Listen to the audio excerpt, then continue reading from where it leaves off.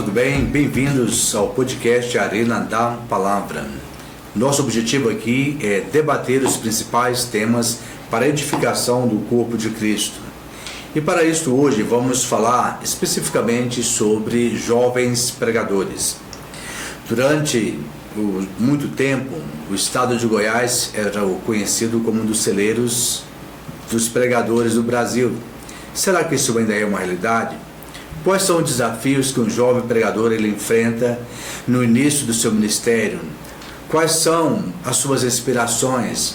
E para responder essa pergunta, o meu convidado hoje é o Bruno. Bruno é um acadêmico de teologia, um pregador. E eu quero aqui, Bruno, dar boas-vindas para você. Obrigado, Bispo. É um prazer estar aqui novamente participando desse podcast. E eu quero aqui agradecer em primeira mão a Deus, logo após o Senhor pelo convite. Eu me fico muito honrado de estar aqui respondendo algumas das perguntas, tirando algumas dúvidas e esclarecendo a respeito da palavra de Deus. Bruno, eu queria que você se apresentasse um pouco mais para as pessoas te conhecerem. Quem é o Bruno? Como que você se define? Bom, meu nome é Bruno Fialho, eu sou um pregador, levo a palavra de Deus aí já há alguns anos. E eu tenho como missão pregar a palavra dele com excelência, sendo um pregador cristocêntrico e levando essa palavra para aqueles que necessitam. Sou casado, congrego na igreja Atipel, Pedro Ludovico, do pastor Nação Nazário, e eu quero aqui também trazer um abraço do meu pastor. E estou aí nessa missão, bispo, de levar a palavra do Senhor com perfeição. E, claro, enfrentamos muito desafio no decorrer da jornada, mas todos esses desafios nos lembram que vale a pena, valerá a pena. Bruno, nós sabemos que a pregação ela é um método de Deus para alcançar a humanidade, as nações e para a edificação do corpo de Cristo. E durante toda a história da igreja, muitos homens e mulheres de Deus foram levantados para impactar a sua geração. De tal forma que a pregação ela tem, portanto, uma característica muito importante, ao ponto do apóstolo Paulo dizer que a fé ela vem pelo ouvir e ouvir a palavra. E esse é um ponto muito importante. Eu gostaria que você falasse um pouco como se deu o seu chamado ministerial, como foi que o Bruno percebeu que há um chamado especial para o ministério da palavra na vida dele. Bispo, eu tive um encontro genuíno com a palavra de Deus aos meus 10 anos. E eu costumo sempre contar esse testemunho nas igrejas onde eu passo, que foi por intermédio de uma pessoa. Eu creio que Deus levanta pessoas no momento certo, na hora certa, para nos ajudar. E um irmão chamado Rodrigo, ele viu meu desempenho na questão da fala e ele propôs a me ensinar a ler a Bíblia. Eu trago ele como referência também teológica para mim, porque além de ele me ensinar a ler a Bíblia, ele sempre me ensinou a estudá-la e me incentivou com alguns livros. E ele sempre propôs para mim que a base da pregação é a palavra de Deus, tem que ser a Bíblia. Então foi assim, o começo do meu ministério. Ele sempre me chamava nas horas vagas, no sábado, para que eu pudesse ir para a casa dele estudar. Eu até costumo falar que a primeira vez eu fui mais por interesse mesmo, porque quando eu cheguei lá, bispo, tinha um banquete muito grande preparado para mim. E eu falei, eu vou vir, lanchar e voltarei a jogar bola. Porque na época eu jogava bola. Eu fui, ele me ensinou, eu lembro até hoje o capítulo e o versículo que ele me ensinou, foi Mateus 4. E esse interesse foi tão grande porque ele falou assim para mim, olha, eu vou te ensinar esse versículo, eu vou te ensinar como é que você deve falar para que quando eu estiver na liderança, na época ele era líder dos jovens, das crianças, quando eu estiver na liderança lá das crianças no culto, que seria no sábado, você vai dar uma palavra. E eu fui mesmo nervoso, porque tem essa dificuldade do nervosismo. Eu fui nervoso, mas eu dei essa palavra. E eu vi o chamado de Deus na minha vida. Eu vi o chamado de Deus evidente na minha vida. Fui aonde eu falei, rapaz, eu não presto mais para nada, somente para pregar a palavra do Senhor. E onde eu me identifiquei. Estou aqui. Interessante você fazer uma referência ao seu início da sua jornada, né? Porque eu acredito que o pregador ele trabalha com algumas convicções. Sim. E sabemos que o chamado ele é um pouco disso, dessas convicções que o próprio Espírito Santo vai testificando nos nossos corações. E como se deu então, aí você falou de alguém que investiu na sua vida, mas como foi o início das suas pregações? Eu acho que o início das minhas pregações, como todo pregador, é de erros e falhas. Errei bastante em relação à exegese, à homilética, à hermenêutica. Mas foi com esses erros e falhas que a gente aprendeu. Eu costumo dizer que as pessoas só aprendem com suas falhas, e isso é notório. Porque o pregador ele tem esses momentos de falha, de erro, porém ele tem que ter a convicção do propósito que ele foi chamado. E eu sempre tive isso na minha mente. O propósito que eu fui chamado foi para resgatar almas. E mesmo com erro e falha na questão da dicção, na questão da interpretação de um texto, eu sempre fui incentivado por amigos, por colegas, por familiares a continuar. Mas é claro, nós devemos sempre melhorar. E eu sei, bispo, que o senhor também passou por isso no começo do seu ministério. É um ministério árduo, o ministério da palavra é um ministério árduo. Mas com convicção do propósito, nós cremos que vidas serão alcançadas pela essa palavra. Eu só tive um diferencial. Não me informaram que tinha que pregar ruim da primeira vez. Então, já preguei bem. Que bom, bispo, que bom. Pregação já foi bem, já preguei cerca de 50 minutos. Excelente, na minha primeira pregação foi 5 minutos. E todo mundo falava assim, porque a primeira pregação não é tão boa, foi assim, vocês não me avisaram. Que eu poderia ser ruim, né? Acabei caprichando um pouco, né? E nesse sentido, quando nós colocamos assim, na nossa jornada nós enfrentamos alguns desafios, algumas dificuldades, e você já está nessa trajetória há algum tempo. Qual tem sido as maiores dificuldades que você enfrenta como pregador? Hoje em dia, atualmente, a maior dificuldade que nós enfrentamos, eu coloco nós generalizando porque o ministério, como eu falei, é árduo. E hoje em dia eu considero um dos maiores desafios são os lugares onde a gente andamos, são as pessoas a quem falamos. Porque no decorrer do século, no decorrer da história da humanidade, é aquilo que a Bíblia fala, as pessoas vêm se endurecendo os seus corações. As pessoas vêm se entregando às práticas mundanas e são obstinadas a isso. Então, assim, para o pregador ir contra todo esse sistema e contra todas essas ideologias é muito difícil. Igrejas com as suas ideologias, homens e mulheres com as suas crenças, e nós sabemos que todas as vezes que nós se pronunciamos com esses homens, com essas mulheres, nós temos uma grande dificuldade. E é onde Deus vai nos gerar estratégia para alcançá-los. É claro que nós não devemos desistir, por mais que seja difícil, mas a gente deve continuar, a gente deve permanecer. Você falou um pouco sobre o seu nervosismo, ansiedade antes de subir ao púlpito, né? E isso ainda é algo presente hoje, ou você superou esse nervosismo, superou essa ansiedade de falar, uma vez que nós sabemos que falar em público é um grande desafio? Sim. Bispo, eu costumo dizer para alguns amigos que eu não sei pregar, eu não sei me pronunciar publicamente. É a presença e a capacitação do Espírito Santo de Deus. Porque todas as vezes que eu subo num púlpito, meu coração arde, a minha fala trava e meu coração desespera, porque é uma responsabilidade muito grande para um pregador se pronunciar para uma igreja. Então, assim, esse nervosismo vai ser, como Paulo tinha o seu espinho na carne, vai ser meu espinho na carne. E eu até peço para Deus que Ele nunca possa tirar, porque através desse nervosismo eu tenho um temor da palavra.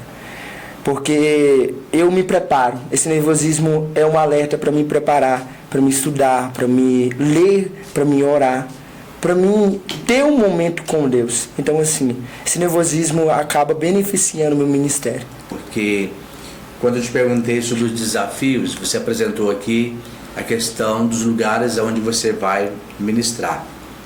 Você pensa também que os pregadores hoje estão muito preocupados em pregar dentro das chamadas 4 paredes, e não tanto como ir aonde a multidão realmente está? Com certeza. Hoje em dia, infelizmente, a gente vive por hype.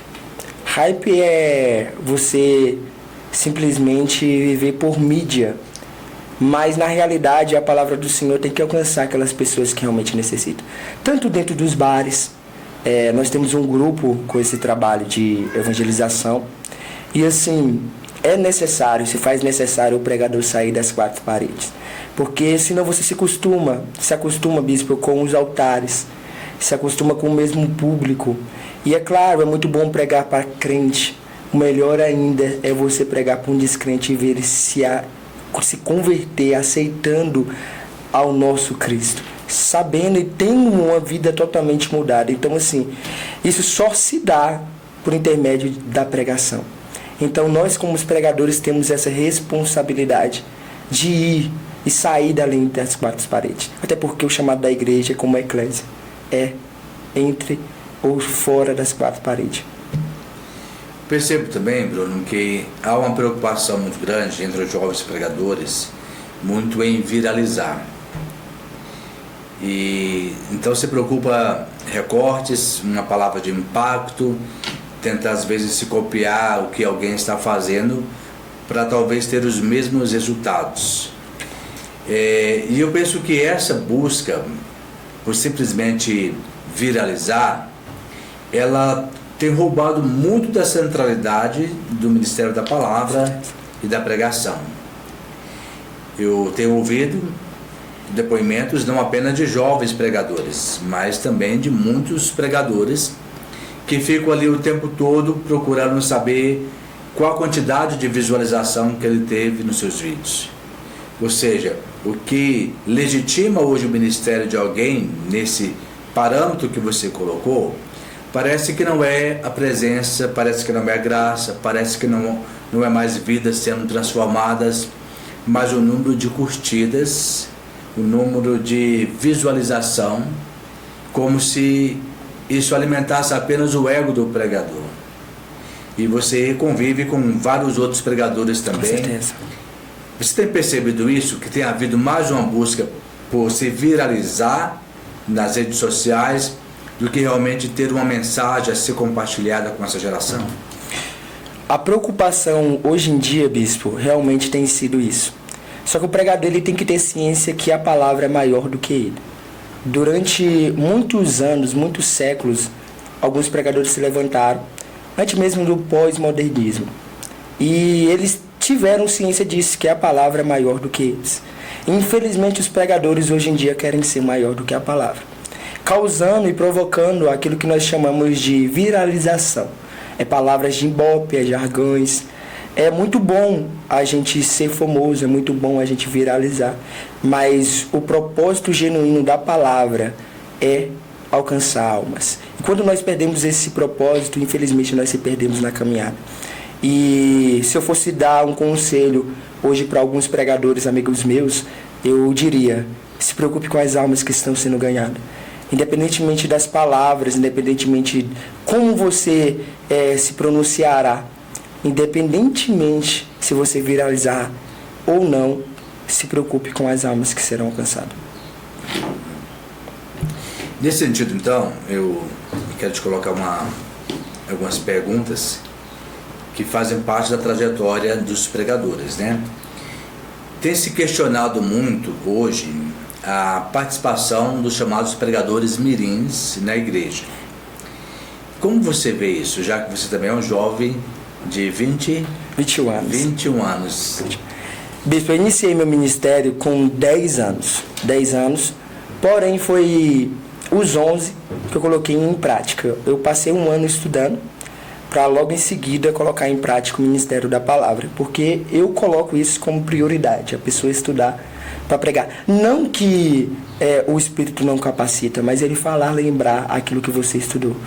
Então, assim, bispo, foi colocado sobre mim uma responsabilidade muito cedo. E eu agradeço aos meus pastores na época que me incentivaram, porque o púlpito é sim lugar de pregadores mirins. vidas são transformadas. Eu contemplei um índice muito grande, bispo, de milagres sendo feitos nas igrejas. Por mais novo que eu seja, eu ainda passei por isso. Vi homens e mulheres sendo curados, até mesmo do câncer, até mesmo de alguma doença maligna. A libertação, eu acho que hoje, eu costumo dizer que o diabo hoje em dia congrega nas igrejas, porque antigamente você via-se muitas pessoas sendo libertas, o diabo se manifestando claramente nas igrejas. E eu já cheguei até mesmo, com pouca idade que eu tinha na época, eu tinha 13 anos, expulsar demônios, e assim, existia um preparo. Então, eu acredito que o púlpito é lugar de criança, porém, tem que haver um preparo, tem que haver um aconselhamento, tem que haver uma mentoria pastoral, porque nós temos falhado nisso. Nós temos colocado pessoas sem responsabilidades no púlpito. E independente da idade, que seja com 10, com 12, com 20, com 30 anos, isso é independente da idade. Nós temos que ter um preparo espiritual e um aconselhamento pastoral. Eu acho interessante porque as pessoas não se preocupam se com 10, 11, 12 anos você pode ser um ator. Exatamente. E temos vários atores em novelas, filmes com essa idade, mas quando se diz respeito à pregação, isso causa talvez em função das próprias redes sociais, que faz com que as pessoas às vezes foquem muito mais numa performance e não no processo de um investimento. Exatamente. Você usa uma palavra muito interessante, e aí, ou seja, essa pessoa tem que ser um discípulo. Com certeza. E é claro que ele vai falar à altura daquilo que ele recebeu, e ele ministra então dentro de uma comunidade que proporcionou a ele esse crescimento. Isso é algo muito, muito positivo também. Você falou a questão da sua leitura da Bíblia como sendo também um pregador cristocêntrico. Como que você vê isso? Será que os demais pregadores não são cristocêntricos? É uma pergunta bastante interessante, bispo. O que eu tenho visto nos últimos dias, nos últimos tempos, é que os pregadores realmente estão preocupados com aquilo que viraliza, esquecendo-se da palavra. É mais uma forma de ganho do que uma forma de alcançar pessoas. A palavra hoje em dia está sendo assim. Então as pessoas leem a Bíblia para ter respaldo daquilo que elas já acreditam. Os temas relevantes para o Ministério da Palavra entendemos que nem toda pregação ela é Ministério da Palavra. Quando nós lemos, por exemplo, a observação do apóstolo Pedro, quando ele disse: nós nos dedicaremos ao Ministério da Palavra e à oração, essa palavra, Ministério da Palavra, traz uma conotação muito relevante. Eu queria que você fizesse essa diferenciação para a gente do Ministério da Palavra e da pregação em si. O Ministério da Palavra, no meu entendimento, ele é tudo aquilo que envolve a Palavra de Deus. Então, assim, desde a primeira irmã que abre a Bíblia e estuda, porque existem pessoas que estudam a Bíblia, bispo, e não pregam. Existem pessoas que leem a Bíblia e não pregam. Porém, é dedicado nos estudos bíblicos. Então, assim, todas as vezes que alguém se coloca como leitor, como escritor, como alguém por intermédio da palavra, que coloca a palavra no centro de todas as coisas, está envolvida, interlaçada no Ministério da Palavra.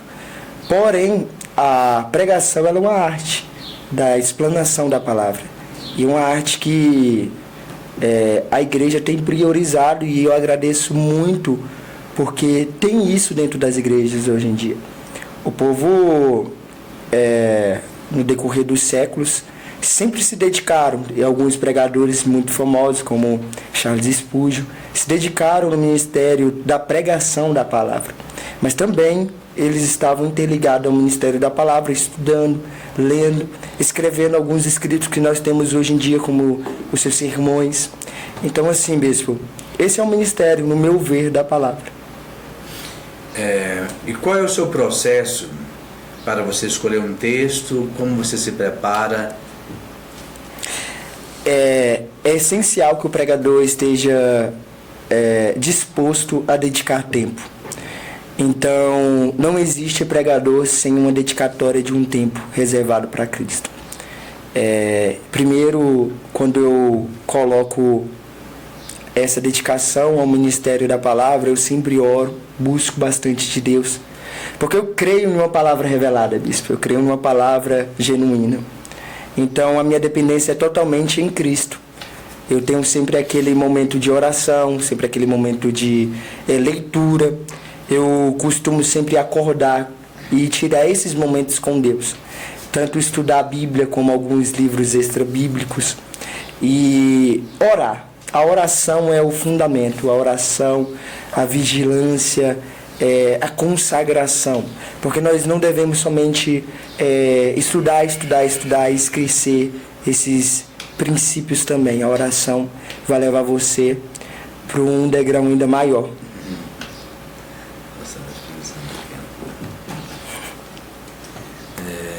Muito bem.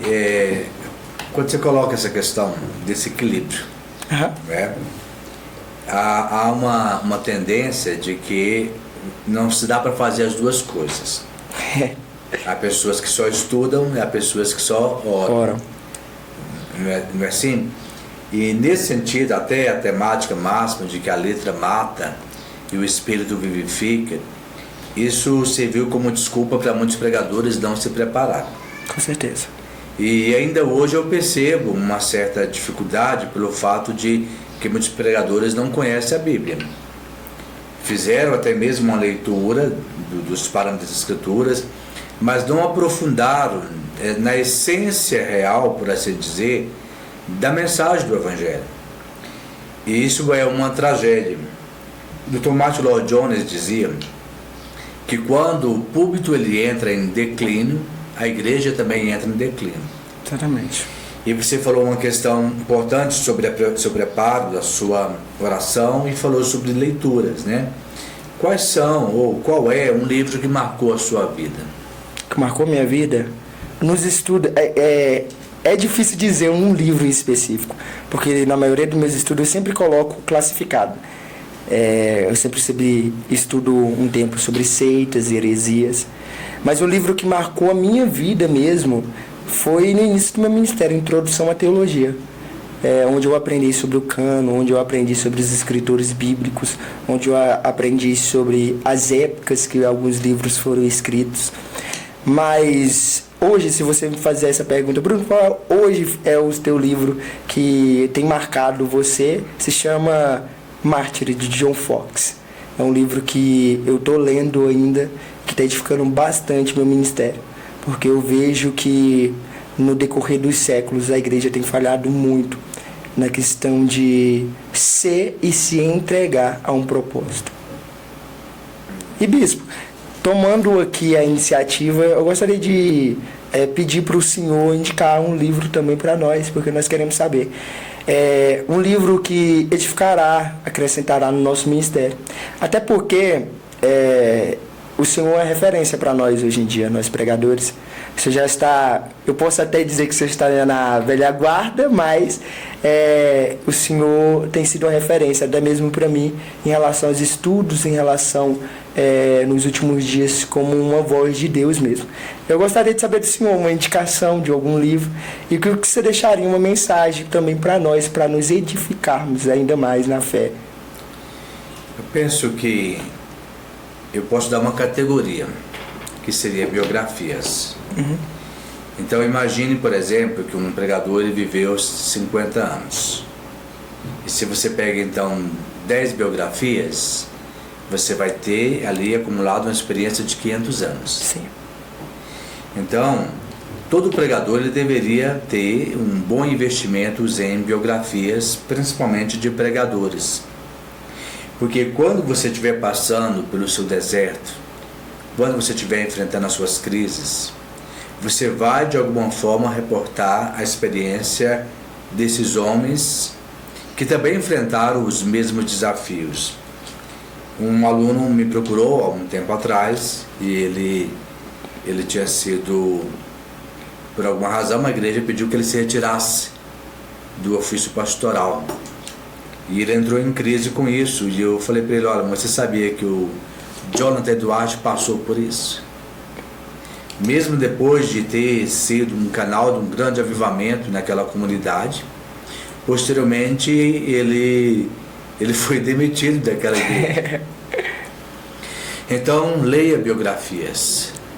E nós temos, assim, em português, muitas biografias importantes que vão marcar a sua vida. Alguns outros autores também vão te ajudar. Não procure ler apenas autores que você concorde com eles, mas alguns autores que vai também te provocar a pensar. Nesse sentido, alguns autores, como Charles Swindoll, penso que seja um autor muito equilibrado. Consegue trazer uma exposição das escrituras e na literatura sem perder muito. Tem alguns pregadores que são bons pregadores, mas são péssimos escritores. E Charles Swindoll é uma referência nesse sentido, porque tanto ele é conhecido como um excelente pregador, como também os seus livros são muito poderosos nesse sentido. E ele trabalha ainda há muito tempo, através do Ministério Razão para Viver, que tem impactado pessoas em vários países. Então não seria especificamente um livro, mas uma categoria que são biografias e alguns autores, por exemplo, como o Philip Yancey, que traz ali, ele é um teólogo jornalista e consegue te tirar muito da sua zona de conforto. Principalmente quando ele consegue te fazer pensar, não dentro de uma estrutura que você está muitas vezes acostumado a ler, mas ele vai trazer algumas provocações. Quando ele trata, por exemplo, sobre o sofrimento. E recentemente foi lançada a biografia de Philip Yancey. Então recomendo muito que os pregadores gaste um investimento significativo, porque ali, por exemplo, você falou do Charles Spurgeon, ali você vai descobrir quem foram os referenciais dele. Exatamente. Certo? Então nós sabemos, por exemplo, que o legado dele, mas quem foi que marcou a vida daquele homem? Entre eles nós teremos o Alexander McLean, que é conhecido como um dos grandes pregadores de pregação expositiva e era o grande nome de influência das obras dele. Quando você vai lendo, por exemplo, acerca da biografia dos puritanos, e você vai descobrir exatamente nomes de pessoas que você desconhecia, e você vai atrás desta leitura, isso é muito enriquecedor. Então a mensagem que eu traria para você é exatamente essa. Ótimo, excelente. E aí trazendo agora para você, nesse sentido que você coloca aqui, o que você espera que as pessoas levem consigo depois de ouvir o seu sermão? Eu espero que o sermão que foi passado por Bispo, eu espero que o sermão que é passado para a igreja seja aceito e que gere uma transformação genuína. Porque o que eu vejo no decorrer da minha história, da minha jornada de pregador, é que alguns sermões que alguns pregadores têm pregado, infelizmente, são cheios de si próprio, de ego, de vaidade. E quando se coloca um pregador cristocêntrico, quando se coloca uma mensagem cristocêntrica, infelizmente, algumas pessoas não dão o crédito que deveria dar. Então, assim, é aquilo que eu falei, né?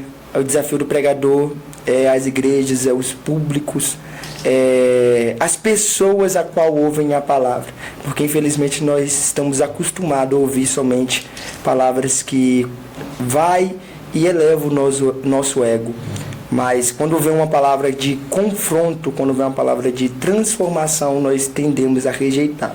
Então, assim, eu espero que as pessoas aceite tanto as palavras de vitórias, de bênção, que é muito bom, mas também aceite as palavras de correção. Porque a Bíblia fala que Deus ama e corrige o filho. Ele ama aquele filho que ele corrige. Então, assim, Deus só está corrigindo porque Ele ama, só está acertando, alinhando os pontos porque Ele ama esse filho. Você estava falando sobre pregador cristocêntrico. Sim. E eu te perguntei, sim. Então, você acha que a maioria dos pregadores não são cristocêntricos? Uma massa que está surgindo agora, infelizmente, eles não têm depositado o ato da pregação totalmente na Bíblia. Eu acredito que ainda existe pessoas, eu acredito que ainda existe pregadores que são cristocêntricos, que têm uma responsabilidade muito grande da palavra de Deus. Mas, infelizmente, o que nós estamos vendo aí é uma teologia triunfalista, uma teologia onde eleva o homem até as alturas, coloca o homem aos céus e desce Deus à terra, entendeu? Infelizmente, está surgindo esse novo tipo de pregação e está ganhando muito público. Muitas pessoas estão dando ouvido a esse tipo de pregação, a esse tipo de pregadores. Então, assim, eu não vou generalizar, vou falar que todos estão assim, mas uma grande parte está se corrompendo esse sistema. Porque, querendo ou não, bispo, no decorrer do tempo, no decorrer dos séculos, as pessoas tendem a se alinhar ao sistema de vez de confrontar o sistema. E isso é a falha. Está aí a falha de alguns pregadores. Nós não temos que se alinhar, nós não temos que estar compactuando com esse tipo de pregadores, com esse tipo de pregação, mas temos que confrontá-lo. Essa, na verdade, é um ponto importante que você está colocando, porque quando você coloca a mensagem cristocêntrica, a gente percebe assim, que existe aquilo que o pregador quer falar, exatamente, existe aquilo que o povo quer ouvir, e existe aquilo que Deus quer comunicar. Então, ter essa visão, ela é muito relevante, muito importante. E nós estamos aqui, já quase chegando no final, eu queria que você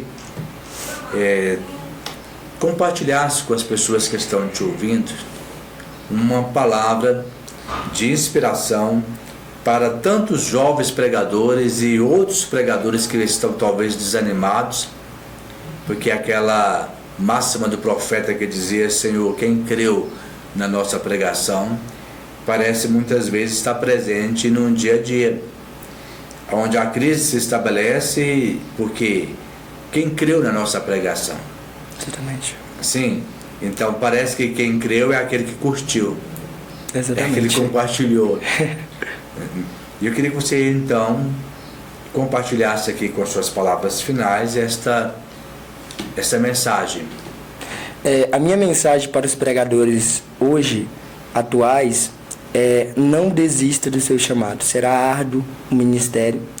No decorrer do século sempre foi. Então, nós devemos ter convicção no propósito de Deus.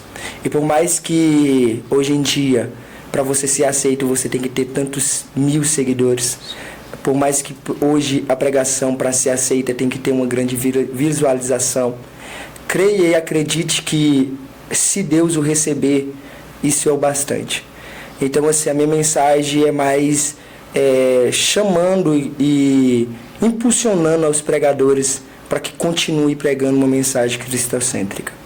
Não abandone a prática da leitura, não abandone a prática da oração, não abandone a prática da renúncia, porque isso que é o diferencial. Isso que vai nos diferenciar do mundo e dos pregadores que estão surgindo. Os pregadores que pregam o triunfalismo, os pregadores que pregam o egocentrismo, nós seremos diferentes pregando uma mensagem cristocêntrica. Então, assim, continue. Pregue aquilo que deve ser pregado. Alcance almas e nunca abandone essas práticas a qual você tem. Muito bem, Bruno, muito obrigado. Amém, eu agradeço. Que Deus possa continuar ganhando seu coração, que você possa continuar trilhando nessa jornada, sendo fiel a esse chamado que Deus colocou no seu coração, no nome de Jesus. Eu quero me direcionar a você, que é um pregador, e percebe que de alguma forma você precisa então aprofundar melhor o seu conhecimento. O Querigma, Instituto Custodiano de Educação Superior e Teologia, fundado já em 1997, Aqui você vai encontrar exatamente uma estrutura para investir no seu ministério, para que você possa ter uma formação plena, onde procuramos equilibrar em perfeita harmonia uma erudição profunda com uma espiritualidade profunda. Em um tempo como esse, onde tanta confusão tem prevalecido, o chamado de Deus ainda é o mesmo. O método de Deus ainda é falar aos homens através dos homens. Que você possa se tornar este obreiro que não tem do que se envergonhar e que maneje bem a palavra de Deus, no nome de Jesus, porque a seara nunca foi tão grande e os pregadores, parafraseando aqui, nunca foram tão poucos, principalmente com esse perfil cristocêntrico que o Bruno apresentou aqui. Um forte abraço a todos, até o nosso próximo encontro.